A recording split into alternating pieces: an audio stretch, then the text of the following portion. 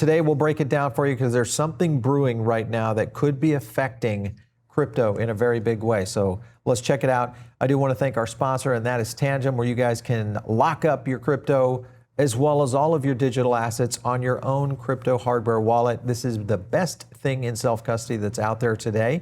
If you haven't got into self-custody yet, you should be. Make sure and use our link. You're going to get additional bonuses and discounts on just getting your first 3-card set.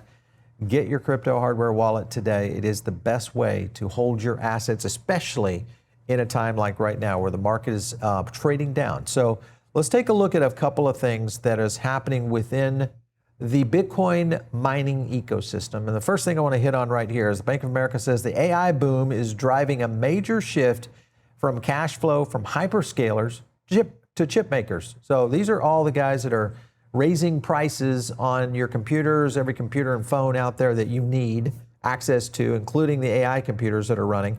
All these chips is what's driving this up. Comes down to 2 major companies, Micron and Samsung. We'll talk about those in a second. But the point is that's where the rotation is. It's why you have seen these chip companies absolutely flying on the S&P 500. Let's talk about a fresh IPO here with SK Hynix. This is going to be one that will be jumping onto the market, which will also start to put more pressure on liquidity because it is a chip maker. This listing is going to be about 1/3 the size of SpaceX. So this is a behemoth, and it's going to be the largest international listing that we've had since Saudi Aramco, which was the largest. It was $25.6 billion. That was back in 2019. And similar was Alibaba, which was in 2014. So point being, we've got more liquidity coming to the market right now. 2 blockbuster public debuts of AI stocks could also pull a lot more capital from crypto in general. This is where we're going with this. The other one to kind of keep an eye on right here is a little company, I shouldn't say little, called CXMT. This is a Chinese chip maker right now.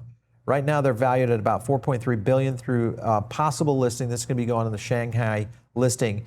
Every major manufacturer out there of any kind of device needs chips to be able to produce them. So you have Apple, Android, Xbox, all the games, every mobile device you can imagine, almost every type of computer and electronic device is requiring these chips. There's 2 major companies out there, Micron and Samsung. Now what you've got is China trying to position essentially a state-sponsored CXMT company that will start to do this, and they are growing very fast. In other words, they're starting to expand dramatically. If you look at their market share right now, you can kind of compare right here with Micron, their Sky Hynix, Samsung taking the bulk of it. And then you look at this small amount right there, CXMT, 8%. Just kind of compare this all the way back to Q1 of 2025. That was 3% growth, 4, 6, 8, and now 8 again. Nobody else has been really growing at that kind of rate. And this is going to be the largest listing in China's history. And another thing that will play into this, of course, is Apple's interest in CXMT. Again, because of the devices that are in China. They are going to be utilizing this company for their chip manufacturing. And of course, that means that we look at memory devices sold in China starting to ramp up. This is a major portion of Apple's sales. Even Tim Cook had to go to Trump and the administration to be able to buy from this company because of the way they are listed, they're blacklisted. So if you look at China CXMT starting to build their book right now, this is July, up to July 15th, 4.3 billion on the Shanghai IPO. Biggest in China, but when you compare it to a US IPO, this is minuscule. So imagine the opportunity here that they're starting to enter. First, small market share, growth is growing. They're competing against Samsung, Micron, and Sky Hynix. Those are the kind of situations that you're going to see with chip manufacturing. And if we continue to see the pressure on AI and hyperscalers growing, this is one of the core components. So imagine what this will look like. So here is one of the companies that has access to some of these chip makers in China. This is a Crane Shares. It's called the SSE STAR Market 50 Index. And if you look at the growth of this is available over there right now on the stock market. So you can see this is the kind of growth that we've seen since September. Remember, this is when we started to see the implication of AI starting to make its way into chip manufacturing and was really a precursor even to the explosion that we saw with Micron. So big news ahead right there. If they start to go out, because this fund right now trades under the name Crane Shares Market 50, On or around July 20th, the fund's name is going to change to Crane Shares China Technology and Semiconductor, STAR 50. So there you guys have it. Let me go over here to Crane Shares, just on the chart right now. This is June of 2025. Just to take a look, people are starting to move on this, and look at this green candle right here. That's the daily right now as we're recording this. That's the pop that this, of course, has been taking. Everybody sees the writing on the wall, and that is that chips for at least a while are going to be in the limelight for AI and productivity. So how is this going to affect Bitcoin? Let's go over to the Bitcoin hash rate price. I want to zoom in on a little section right here. Let me kind of get up here a little bit so you guys can see this. This right here was when China basically banned Bitcoin mining, all right? That's the problem. That's the last time they really had an implication. This, of course, is going to start to get much more implicated because of the fact that now miners are looking for new ways to earn income, and this is one of the factors that we're playing into now. If you show this right here in the comparison, these are two charts showing Bitcoin miners shifting revenue from mining to AI. All right, simple, cut and dry.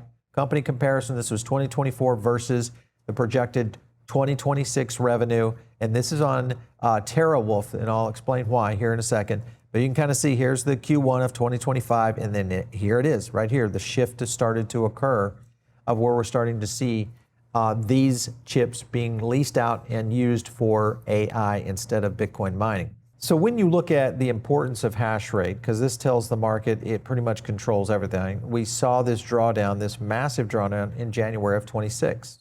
Let's take a look at what happened then. This, of course, was the biggest drawdown that we had seen since the China mining ban. And if you look at this, this was a severe winter storm in the United States for several large mining firms. Remember, down in Texas, a lot of Texas operators out there to cut operations, triggering, of course, a hash rate reduction. So, which, of course, hits revenue. Another point I want to get at is Terawulf themselves. They jump on a $19 billion data center lease deal with Anthropic. So you can see what was a Bitcoin miner is now starting to shift heavily into AI. I want to go to a clip of their CEO talking about this, or their CFO talking about this. Take a look.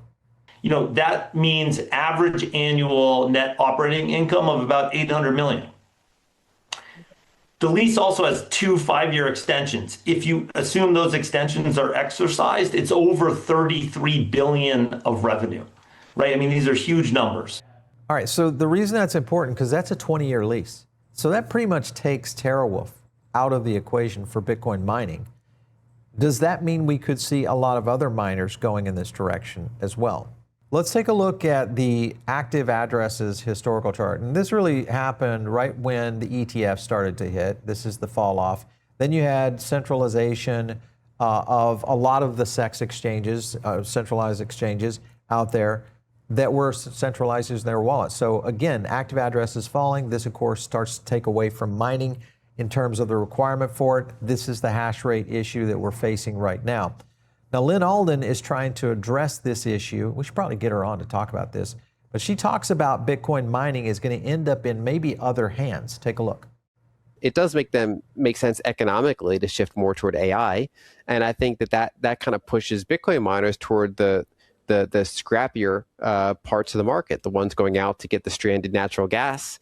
And if anything, that should be decentralizing for the network. Where are we at in terms of the cost to actually mine Bitcoin versus the spot price?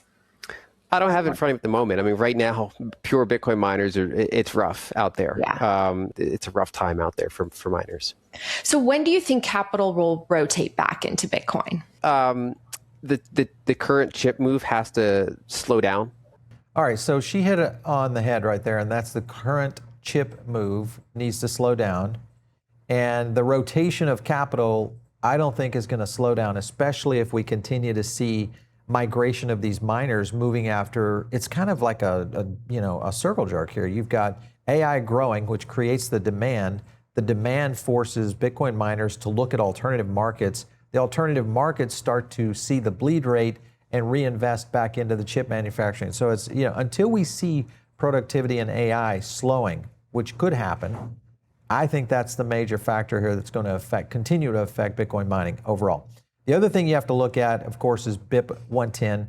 This is continuing to be a potential Bitcoin fork nightmare, which is happening in 29 days, guys. This is going to happen one way or the other, what side you're on. Here's Fred Krueger. He talks about it right here. This is surprising too. 16% of reachable nodes are signaling that they are in favor of BIP 110. Go do some research on it. We've done a full video on that to kind of explain this, but basically it splits Bitcoin into two major areas. The other area you have to look at is sentiment around BIP 110. And this is Udi kind of talking about it. It's achieved the goal already. It's already won because it's utterly destroyed Bitcoin Core as an org, and it's exposing the intellectual bankruptcy of open source Bitcoin community. So not happy out there with the way things are going. Adam Back, of course, this is another issue where he had a Bitcoin treasury firm. They were trying to do a merger with Cantor Fitzgerald. You guys know who that is. And now they've completely scrapped it. So Cantor is out. That's another SPAC that does not make it to the market that was really centered around Bitcoin. Peter Schiff kind of hits on it right here. He's talking about big banks market doesn't really believe Bitcoin is going to rise this year. And if they did, Stretch would be trading near $100. Instead, it's at 87. Agree with him there. We've talked about this quite a bit. Pricing and substantial, very dividend cut risk. So this is another factor that plays into all of this for Bitcoin's price. Now, I've got a clip here of Michael Saylor talking about something kind of shocking. Listen. The downstream step is just take 60% credit, 40% currency, and create a Bitcoin-backed stablecoin that pays 7%. And right now, stablecoins pay 0%. What happens to Stretch if Bitcoin falls to 20,000, 50,000 and stay there for 18, maybe 24 months? Would the investors still receive their promised yield? Is there a point at which they would lose their principal?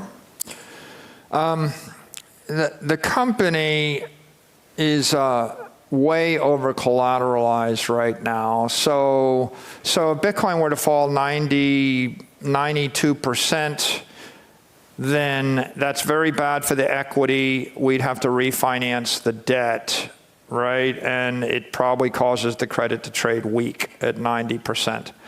But I don't think we would default on anything. If Bitcoin falls 70%, again, I can't guarantee what prices all of the credit trade at because that's a market sentiment thing, but we wouldn't miss the dividends. All right, so a lot to unpack there. The key is that I think Saylor sees it. First of all, he is wrong about one thing, and that is the market is paying 7% on stablecoins, and they're all piling in on this. Robinhood announced it with USDG in their vaults. Now Coinbase One members can earn 7%, and when lending USDC. So it is out there right now and available. So I don't know where he's coming from there. And the other factor that he's talking about here is that if Stretch doesn't come back to peg and we continue to see the market marking down, that is the factor that she was asking about, is what happens if we continue to see a sub maybe 60 or 50K Bitcoin. These are the pressure points that, of course, MicroStrategy and Stretch have on top of them. He also mentioned sentiment. And I think that is the biggest thing. We've talked about this quite a bit here on the channel, is that Bitcoin, along with crypto, trades on sentiment. And I think they have finally realized, yes, that is the case. Another factor that plays into all of this narrative is what's going on with Aave. Because right now, Aave has now launched their program where stable vaults power their new program. Eventually, you're going to be able to get, I shouldn't say eventually, now you're able to get vaults on, instead of a variable rate, a fixed rate. So you'll have the chance of being able to compete with deals like Stretch. This is where it gets very interesting versus the volatility of what we could be seeing on some of these other products that are out there around Bitcoin. So last point I want to hit on is, well, if you look at this statement from, and we go back into the archives here, this is a statement from Jensen Huang, CEO of NVIDIA, but this was back in 2021. And what he was talking about here was that the value of Ethereum was going to be advancing in crypto mining, especially as global semiconductor shortages start to rise. So did he see the future here? Semiconductor shortages driving pressure on Bitcoin miners, miners now shifting to AI, and Ethereum going to proof of stake, which starts to change everything. So his point, ETH was the winner here and may end up being the winner long run as we start to see this market change. So this is I know it's a complex thesis of understanding why chips, AI are affecting Bitcoin and crypto in general, but also look at just the liquidity and the sentiment nature of how trading works. Once you start to see that, things will clear up for you. Hopefully you guys can subscribe, and we'll do more on this soon.